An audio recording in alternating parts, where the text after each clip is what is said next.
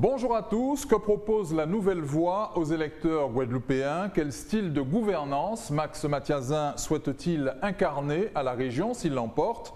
L'heure de l'évolution de nos institutions est-elle venue?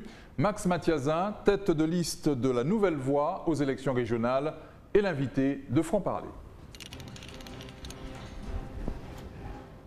Max Mathiasin, bonjour. Bonjour, Monsieur Findéré, bonjour aux Guadeloupéens. C'est quoi ce contrat moral que vous proposez aux Guadeloupéens? C'est aussi simple que cela. J'ai constaté, nous avons constaté, vous l'avez constaté aussi, c'est la population qui le dit.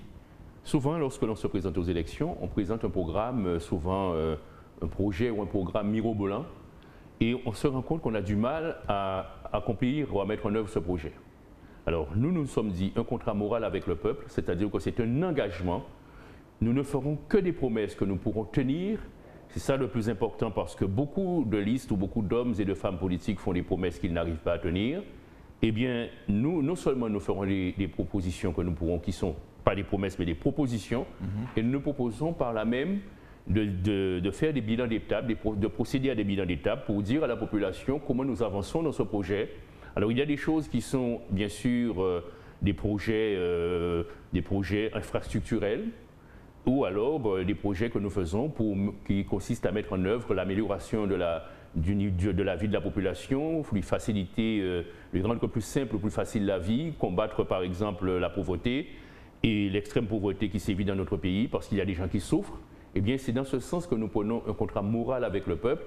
Et ça signifie aussi que nous n'entendons pas être là ad vitam aeternam, je veux dire, mais que nous soumettrons bien sûr à l'appréciation des électrices et des électeurs et de nos concitoyens et nous en tirons les conséquences le cas échéant. Manifestement, les contrats sont à la mode, contrat moral pour votre liste, contrat de gouvernance concerté pour l'équipe régionale sortante. Qui dit mieux? Les Guadeloupéens ont rigolé et puis les Guadeloupéens se sont dit mais halte au tir. Parce qu'en fait, ce contrat de gouvernance concertée arrive en pleine campagne électorale, alors que M. Losbar dit moi je veux le département, il faut absolument que je prenne le conseil départemental. M. Chalus, la région, à telle enseigne que je me suis dit pourquoi présentent-ils ce contrat de gouvernance concertée? Ils auraient pu carrément signer ce contrat de gouvernance entre eux, dans la mesure où ils se partagent déjà la mainmise, enfin une mainmise ou la gouvernance guadeloupéenne. Donc moi ce que je dis tout simplement, c'est que je suis pour tous les contrats qui nous permettent de travailler ensemble, de progresser ensemble, mais il faut avouer qu'aujourd'hui, après être passé par, je veux parler du GUSR, par des congrès où on a demandé plus de pouvoir, la domiciliation des pouvoirs, aujourd'hui on nous propose, en pleine campagne électorale, c'était un leurre pour façon de dire que ceux qui ne signent pas ce contrat de gouvernance concerté, eh bien, sont pour la division. Or, pendant les années qui viennent de s'écouler, ils auraient pu proposer ce contrat de gouvernance concerté. Mais ce n'est pas le cas. Par conséquent, j'ai trouvé que là, c'était simplement faire diversion. Et c'est pour ça que les Guadeloupéens ont bien compris ce que c'était, en ont rigolé. Et leur ont dit, messieurs, halte là, laissons se dérouler la campagne, que chacun fasse ses propositions pour que la Guadeloupe puisse agir avec discernement et que les électeurs fassent leur choix. Repenser la gouvernance de nos collectivités, c'est un vrai sujet? Oui, c'est un vrai sujet, si l'on veut, mais enfin, en réalité, la question institutionnelle est une question, ou alors statutaire, c'est une question qui revient de manière sempiternelle. Rappelez-vous l'avant-dernier congrès. À l'avant-dernier congrès, il y a eu 2 derniers congrès où nous avons été, bon, en tant que parlementaires, moi j'y ai été convié. Je rappelle à nos électrices et électeurs que les parlementaires n'ont pas le droit de vote au congrès. Ce sont les conseillers départementaux et les conseillers régionaux. Donc à peu près 42 de chaque côté. On va dire que ce sont les 80 personnes qui se réunissent, qui n'ont pas eu de mandat impératif et qui vont décider pour la population, qui souvent n'avaient pas présenté ça dans leur projet ou leur programme. Moi ce que je dis, c'est que j'ai constaté par exemple qu'à l'avant-dernier congrès, ils proposent la prise en charge, la domiciliation en Guadeloupe de la fiscalité et de l'emploi. Alors moi je leur ai dit, mais vous avez l'octroi de mer dont on se sert, qui sert normalement, qui devrait servir au développement économique de la Guadeloupe, et on se rend compte, donc faciliter la production locale, ça n'a pas atteint son objectif jusqu'à présent, et vous demandez la fiscalité. Donc quand on demande la fiscalité, il faut savoir quelle assiette, c'est-à-dire sur quoi on va faire peser l'impôt, quel nouvel impôt, au moment où, précisément, le Conseil général de la Guadeloupe, la présidente du Conseil départemental, puisque je vous rappelle qu'ils s'étaient concertés pour faire cette proposition, disait, moi, on n'a pas assez d'argent pour payer le RSA, et demandait à l'État de redomicilier le RSA, de reprendre le RSA. Et puis, il y avait également la question de l'emploi. Alors moi, j'ai rappelé tout simplement que lorsqu'on a la politique économique comme la région là, autrement dit, la région a le développement économique, donc c'est une part de la politique économique, et qui dit politique économique dit également, d'une certaine manière, politique de l'emploi, dans la mesure où on peut faciliter le développement d'activités économiques sur le territoire. Alors je leur ai dit, si vous demandez la politique de l'emploi, vous demandez également l'indemnisation des chômeurs. Or, nous culminons depuis des années de manière structurelle à 25% de chômeurs en Guadeloupe, 41% de chômage chez les jeunes de 18 à, disons, à 30 ans. Par conséquent, je ne comprenais pas très bien où ils voulaient en venir. J'ai trouvé ça profondément improvisé. Mais je ne suis pas contre du tout qu'on aille au bout des habilitations que nous avons pu obtenir, notamment en matière d'énergie, et puis que nous puissions étudier lorsque nous aurons fait les efforts nécessaires, lorsque nous aurons mis la Guadeloupe en ordre de marche économique, d'un point de vue économique et social, étudier les possibilités de domicilier des compétences en Guadeloupe. Mais je le dis sincèrement que toute évolution statutaire de la Guadeloupe doit passer par une consultation de la population. Et si je suis président du conseil régional, comme je l'espère, parce que j'espère que la population votera pour moi et me fera confiance, eh bien, je garantis que toute évolution statutaire, institutionnelle fera l'objet d'une consultation de la population. Très bien. En attendant, on peut augmenter le nombre d'habilitations, on peut aller en chercher davantage? Oui, parce que la loi 3D le prévoit, donc il faut que nous soyons très attentifs à l'évolution de cette loi, mais il faut également que nous puissions demander de l'expérimentation. Tenez, je pense par exemple que nous pourrions avoir plus de possibilités, plus de potentialités en matière de politique foncière, de politique d'aménagement du territoire, de politique d'aménagement du littoral. Et je ferai remarquer d'ailleurs que l'État a proposé à la région de prendre en charge la question des 50 pas géométriques, par une concession, et que jusqu'à présent ça n'a pas été fait. Or voilà un exemple où nous pouvons prendre en charge réellement, et pourquoi reculer, pourquoi avoir peur, l'aménagement du territoire par le biais de l'aménagement du littoral, en concertation et en tenant compte de l'habitat, en tenant compte de l'occupation actuelle du littoral, de ces 50 pas géométriques, et en même temps, voilà un lieu où nous pourrions exercer nos compétences, des compétences réelles en matière d'aménagement et en même temps d'aménagement du littoral et de protection de l'environnement. Le bilan de la majorité régionale sortante, Max Mathiazin, de votre point de vue? C'est le point de vue que j'ai, c'est un point de vue qui est partagé par beaucoup de Guadeloupéens. On se rend compte qu'aujourd'hui, la Guadeloupe ne s'est jamais trouvée dans une telle situation. Pourtant, j'ai connu des présidents de conseils régionaux en Guadeloupe, puisque j'ai connu Léo Proto, par exemple, avec lequel j'ai eu l'honneur de collaborer, de travailler même. On se rend compte que la Guadeloupe aujourd'hui n'a pas de direction. Et ce qui est le plus difficile, c'est lorsqu'un pays ne sait pas où il va, lorsqu'un peuple n'est pas impliqué, inclus dans un projet, eh bien on a l'impression que l'on intervient, surtout à l'approche des élections, on intervient un peu pour faire un petit aménagement par là, un petit bout de route par là. On met la Guadeloupe soi-disant en chantier, mais on se rend compte qu'il n'y a pas véritablement de pensée. Et comme il n'y a pas de pensée, il n'y a pas d'action coordonnée. Donc pas de vision, il n'y a pas de vision, donc pas d'action coordonnée. Donc beaucoup d'actions, mais l'argent de la région est dépensé sans que les Guadeloupéens sachent réellement où on va. Et pour cela, je prendrai au moins un exemple, l'exemple de l'irrigation en nos grandes terres, c'est-à-dire de l'eau pour les agriculteurs, l'exemple même de la question du transport, qui ne décolle pas, qui n'est pas organisé. Donc c'est au dernier moment qu'on a mis en place un organisme pour une autorité de transport. Mais tout ceci ne trompe personne. Je prends l'exemple du tunnel de Perrin, de la navette maritime qui devait aller de Jarry à Pointe-à-Pitre, de Pointe-à-Pitre à Jarry. Ces bateaux aujourd'hui, ces navettes sont en cale sèche et personne ne s'en préoccupe. voilà des projets, voilà des choses qui ont été mises en œuvre. Donc le bus des mers, ce n'est pas une bonne idée? Mais le bus des mers, ça peut être une bonne idée dans la mesure où on pourrait, si c'était intégré dans un projet, dans un plan de transport global.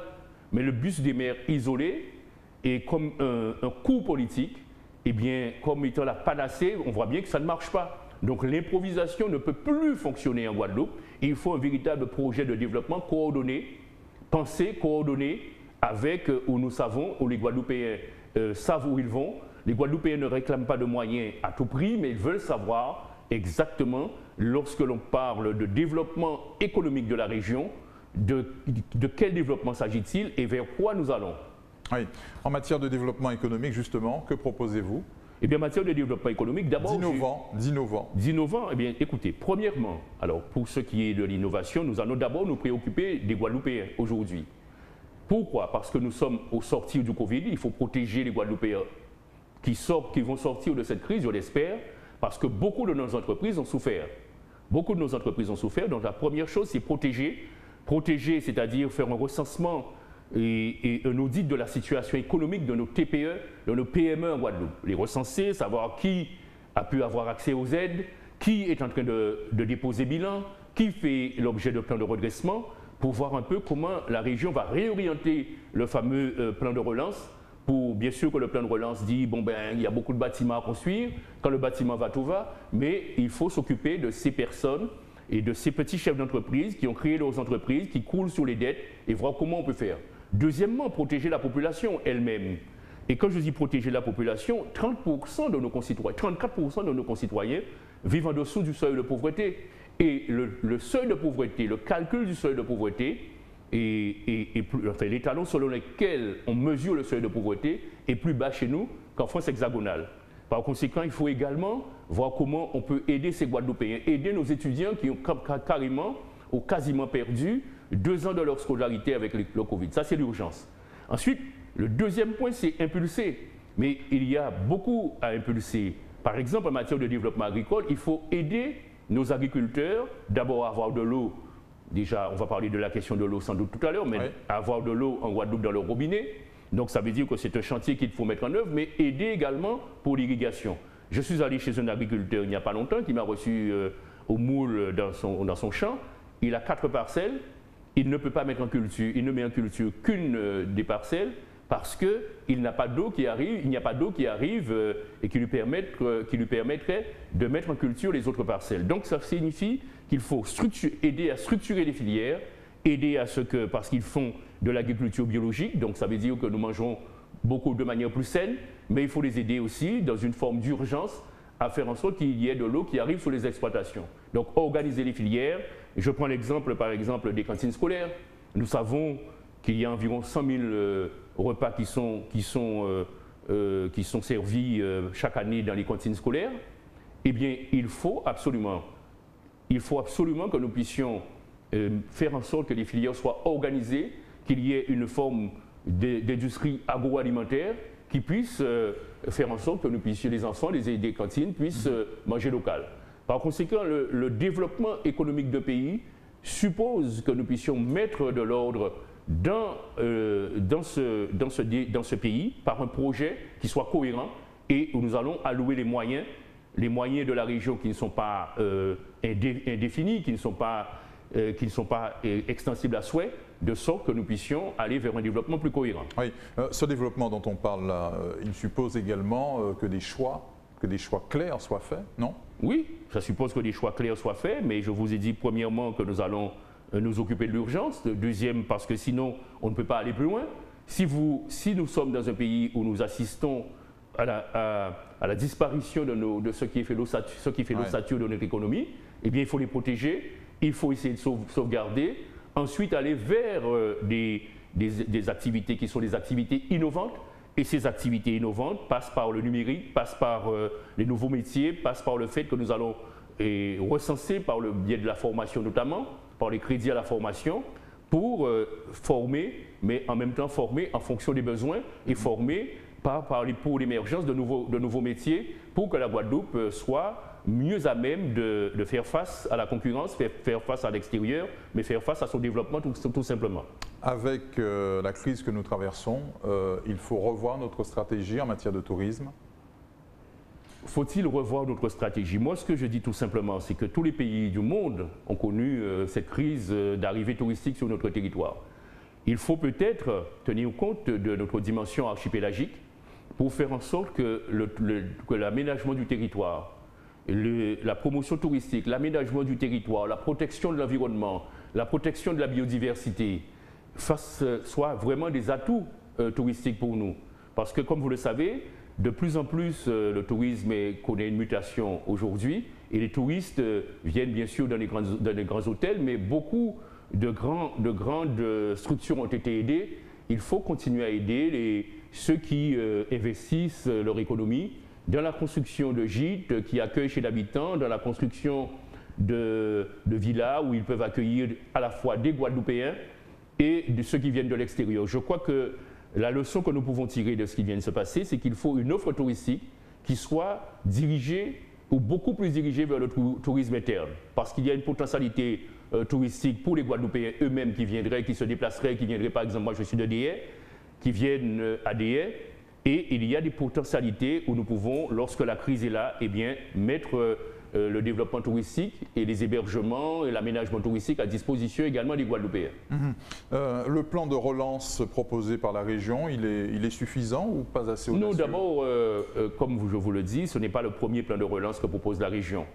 Et la région propose ce plan de relance avec la mobilisation des fonds européens qui n'ont pas été consommés. Alors on a demandé un délai supplémentaire pour la consommation de ces fonds européens.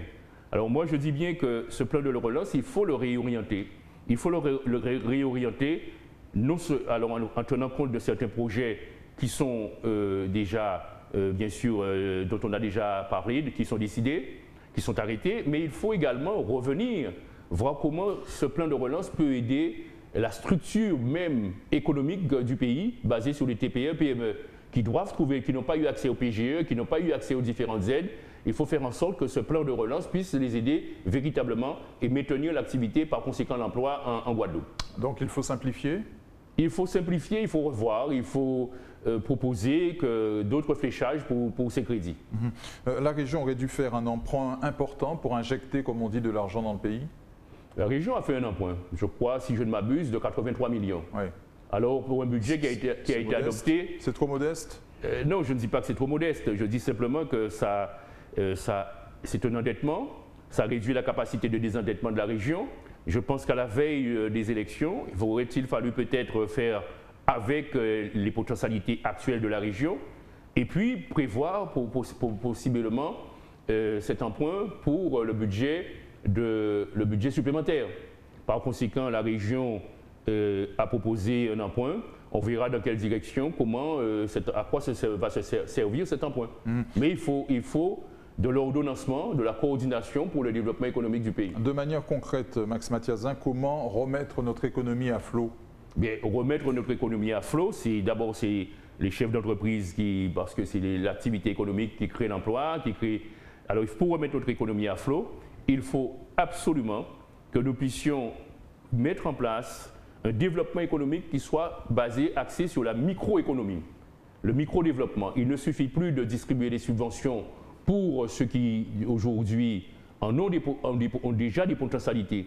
Il faut aller vers les communes, il faut aller là où nous pouvons porter le développement au niveau de cette jeunesse qui peut prendre des initiatives, qui a des idées, qui a des projets, aider dans ces projets. Et l'un des éléments que nous proposons, c'est de mettre la région à proximité du Guadeloupéen qui non seulement a un projet, mais qui connaît des problèmes dans sa vie quotidienne.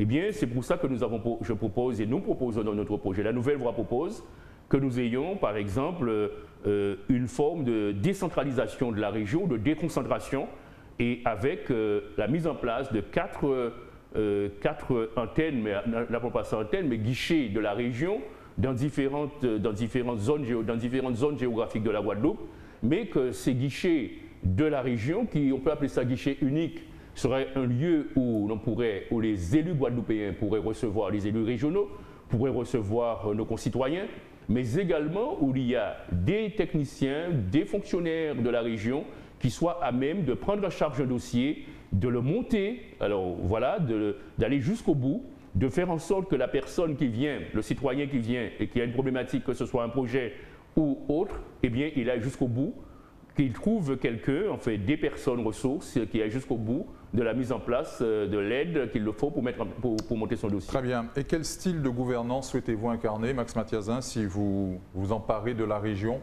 Ah ben, je ne m'emparerai pas de la région, puisque ce n'est pas le terme approprié, puisqu'on ne s'empare pas d'une région.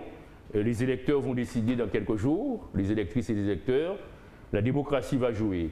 Et la gouvernance que je vais incarner, c'est une gouvernance transparente. Autrement dit, je vous ai parlé tout à l'heure de bilan d'étape pour la Guadeloupe. Alors, à chaque pas, nous allons expliquer aux Guadeloupéens ce que nous faisons, nous allons communiquer sur ce que nous faisons, mais communiquer autrement. C'est-à-dire permettre aux concitoyens d'avoir son mot à dire sur les infrastructures que nous mettons en place, travailler avec les EPCI, travailler avec les communes, bref, porter la région au plus près de nos concitoyens. Et puis rester celui que je suis, c'est-à-dire celui qui est abordable, qui répond lorsque nos concitoyens ont un problème. Donc ne pas changer et incarner ce Guadeloupéen qui sait en tout cas d'où il vient et qui de toute façon sait où il va. Très bien, il faut aller plus vite dans le dossier de l'eau. Il faut aller plus vite dans tous les dossiers. Il n'est pas normal que que les entreprises en Guadeloupe, les chefs d'entreprise, ceux qui investissent, ceux qui prennent des risques, servent de banquiers à la région.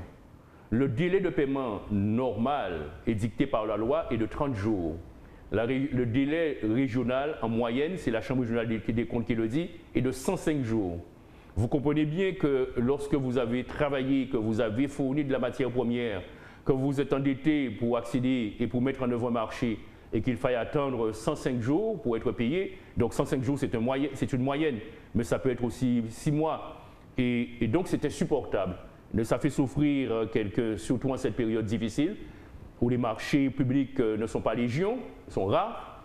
Eh bien, il faut payer plus vite. Déjà, mettre en ordre de l'ordre de l'administration régionale, un véritable organigramme. Faire en sorte que la bonne personne, la bonne compétence soit à la bonne place. Donc ça demande nécessairement une réorganisation. Et puis, il faut faire en sorte que nos concitoyens, je prends l'exemple par exemple de la réhabilitation de l'habitat.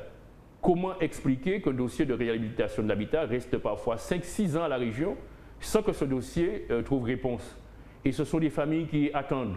Lorsque vous avez une toiture qui coule par exemple, et que vous êtes obligé de mettre ce qu'on appelle un bol à main pour recueillir l'eau, c'est gênant, ce n'est pas bon. Par conséquent, il faut aller plus vite et non pas faire comme on l'a vu à l'approche des élections municipales de 2020, où la région a fait passer un certain nombre de dossiers essentiellement pour Bémao et pour les communes où le président de région avait des candidats qu'il soutenait, et qu'ensuite ces dossiers ont été annulés purement et simplement par le tribunal, parce que ces dossiers étaient de toute façon montés ou faits de façon illégale. Donc il faut de la transparence, il faut du sérieux, il faut que les compétences soient là, mais il faut un président de conseil régional aussi qui soit capable, et qui ait l'expérience suffisante, la connaissance administrative suffisante pour permettre justement un suivi et une impulsion. Et cette impulsion, il faut que le président soit là pour le donner avec son équipe.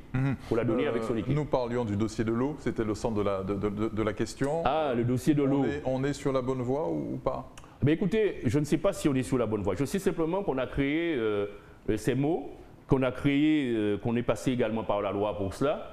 Mais moi, je veux savoir, et si les 400 millions qui avaient été promis par l'État étaient l'heure ou simplement une promesse de Gascon, quelque chose de vrai.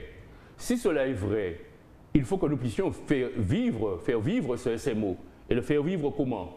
Eh bien, moi, j'ai fait une proposition, enfin, je suis la première personne, en tout cas, des candidats, à faire une proposition sur cette question-là. Et ma proposition est la suivante.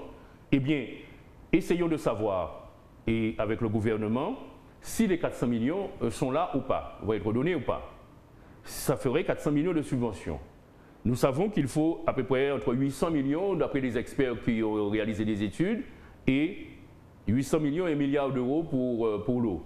Eh bien, si ces 400 millions sont là, si par exemple l'État peut nous garantir un emprunt à hauteur par exemple de 25%, et si nous pouvons contracter cet emprunt sur une période d'environ 30-40 ans, moi j'ai calculé que nous pouvons aller très vite. J'ai même eu comment dire, des conversations avec certains organismes bancaires qui seraient prêts à possiblement octroyer un tel financement. Eh bien, j'ai calculé que nous pourrions aller vite sur la question de l'eau et nous pourrions, au bout de 4-5 ans, faire en sorte que l'eau soit dans les robinets avec un emprunt à amortissement différé, par exemple, sur 4-5 ans, et dont la charge de la dette serait de 10 millions par année. Donc, ça veut dire qu'il faut faire des économies ailleurs, sur d'autres postes, pour que nous puissions donner de l'eau à nos concitoyens. Et au final, ce sont les Guadeloupéens qui payent? Ben, ce sont les Guadeloupéens qui payent. De toute façon, vous savez qu'il y a une commission d'enquête aujourd'hui sur l'eau. L'eau est une question de vie. C'est un élément de vie au moment où même le trou est chlordéconé. C'est pour ça que je demande la contribution de 400 millions du gouvernement. Et je crois que 400 millions représentent une goutte d'eau, justement, dans l'ensemble, dans l'océan, pour le gouvernement et pour l'État, dont la dette est bien supérieure à cela. C'est la raison pour laquelle je dis que nous ne pouvons pas attendre. Il faut mettre les moyens pour essayer de faire en sorte que chacun de nos concitoyens ait de l'eau dans son robinet. En résumé, Max Mathiazin, les axes forts de votre programme? Ben, les axes forts de mon programme, c'est d'abord, bien sûr, comme je l'ai dit, faire en sorte que la région soit une région protectrice, donc protéger nos concitoyens dans un premier temps, protéger nos personnes âgées, protéger les plus faibles, faire en sorte que nous puissions savoir exactement où ils sont, protéger nos étudiants. Dans un deuxième temps, il faut impulser le projet de l'eau dont nous venons de parler, mais également la question du transport, la question des déchets, la question des infrastructures routières, mettre en place, à chaque fois que cela est possible, des pistes cyclables pour protéger nos concitoyens qui font du vélo et qui sont sur les routes, donc pour les protéger. Troisièmement, il faut absolument que nous ayons un axe fort, un point fort pour la défense de l'environnement, de notre écosystème, parce que nous sommes une île. Protéger les côtes, mais aussi j'ai un projet en relation avec l'université, comment mettre en place 3 ou 4 zones qui soient des zones de réserve marine qui reprendraient l'expérience menée à l'Université des Antilles, où on peut mettre en place des coraux, des massifs coralliens qui sont artificiels, mais qui permettent la création, le retour, la procréation de poissons, puisque ces poissons vont coloniser ces zones, les algues vont revenir, etc. Donc faire ça avec les marins pêcheurs, par exemple, de la Guadeloupe, interdire la pêche de 0 à 300 mètres et faire en sorte que nous puissions offrir à la fois un lieu qui soit touristique, mais en même temps un lieu de repeuplement pour nos côtes qui aujourd'hui n'ont plus de poissons. Parce que nous avons pêché avec des nasses, des trémailles, enfin, autres filets qui étaient souvent interdits. On sent que cette campagne s'essouffle un peu. C'est une impression? Non, c'est une impression peut-être de journalistes qui avaient l'habitude d'avoir plus d'événements sensationnels dans une campagne. Mais moi, je constate que la campagne est assez brutale. Parce que j'entends certains candidats à l'égard d'autres, des propos de certains candidats à l'égard d'autres candidats. Et moi, je pense que la campagne, quand même, n'est pas gentille, n'est pas tout à fait ce que nous avons connu par le passé. Par conséquent, elle n'est pas si calme que ça, mais avec le Covid, eh bien, c'est vrai que le couvre-feu, c'est à 20h, donc nous n'avons pas les grandes conférences que nous avions précédemment, qui sont plutôt spectaculaires, où on vient pour entendre les bons mots, mais la campagne est efficace, en tout cas pour mon équipe. Eh bien, on la voit sur le terrain, nous sommes partout en campagne, les Guadeloupéens nous accueillent très bien et on sent très bien que le Guadeloupéen ne se satisfait pas de la manière dont la Guadeloupe est gouvernée aujourd'hui. Donc ce n'est pas de cette Guadeloupe dont nous avions rêvé. Donc il nous faut reconstruire une Guadeloupe qui, à notre avis, a été quelque peu gâchée durant ces 6 dernières années. Votre liste s'est remise de ces défections du départ? Non, ce ne sont pas des défections. Vous savez, plutôt que d'avoir une liste subie, j'ai une liste de personnalités choisies. J'ai déjà eu l'occasion de m'expliquer là-dessus. De toute façon, ceux qui sont partis essentiellement parce qu'ils n'étaient pas contents de leur place. Et j'ai eu l'occasion de dire qu'on ne peut pas placer 42 personnes dans les 10 premières places. Et donc, j'ai proposé des places au cours de la discussion. Par exemple, je prends un exemple, vous voulez bien? Oui. Eh bien, je prends l'exemple du PPDG. le PPDG m'a demandé, ils sont venus me voir, ils m'ont dit nous voulons une place dans les 5 premiers, une place dans les 10 premiers, une place dans les 20 premiers, enfin, etc. Et moi, je leur ai proposé, comme ils ont demandé une place dans les 5 premiers, j'avais proposé une place dans les 4 premiers, la 4e place. Et ils m'ont dit qu'ils ne veulent pas de la 4e place, qu'ils veulent de la 5e place. Avouez que c'est quand même inédit, parce que la 4e est mieux quand même que la 5e place. Bon. Et puis, il y a eu l'autre pierre d'achoppement, c'est qu'ils m'ont dit qu'ils ne veulent pas de la personne qui se trouve, en l'occurrence Axel Roland-Jean, qui est une jeune personne du Nord Grande-Terre, dynamique, compétente, et qu'ils ne voulaient pas de cette personne à la 2e place. Mais comme j'ai estimé qu'il fallait qu'une tête de liste ait la possibilité de choisir celui qui vient juste après lui, eh bien j'ai dit que ce n'était pas négociable. Et à ce moment-là, bon, ils ont préféré se retirer de la liste et de la campagne. Mais j'ai presque envie de dire qu'ils ont fait un choix, mais que nous continuons, puisque cette liste est composée de personnalités. J'ai sillonné la Guadeloupe, j'ai beaucoup voyagé à travers la Guadeloupe pour prendre contact avec les personnalités. J'estime avoir tenu ma promesse envers les Guadeloupéens. Et cette liste est composée, j'ai fait le calcul, à 58% de personnalités de la société civile, de tous horizons, de tout corps de métier en Guadeloupe. Et je crois que cette liste peut répondre convenablement et sérieusement à l'attente des Guadeloupéens. Merci à vous, Max Mathiazin, d'avoir été notre invité. Merci Thierry Frédéric. Merci à vous, fidèles téléspectateurs et auditeurs également de Franc Parler. On se retrouve très vite sur Éclair FM TV.